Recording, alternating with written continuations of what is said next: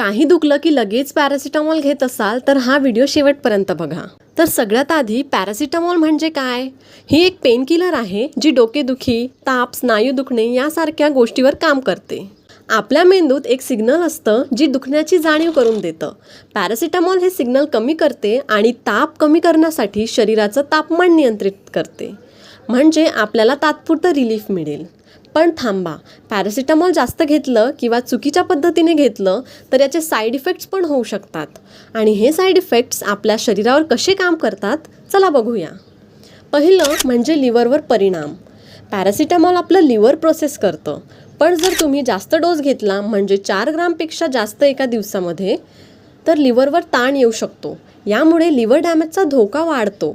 खास करून जर तुम्ही अल्कोहोल घेत असाल तर हा धोका अजूनही जास्त। दुसरं म्हणजे ॲलर्जिक रिॲक्शन, तिसरं म्हणजे पोटाचे त्रास आणि चौथं म्हणजे रक्तावर परिणाम। खूपच रेअर केसेसमध्ये पॅरासिटामॉलमुळे रक्तातील पेशांवर परिणाम होऊ शकतो, ज्यामुळे ॲनिमिया आणि इतर समस्या उद्भवू शकतात।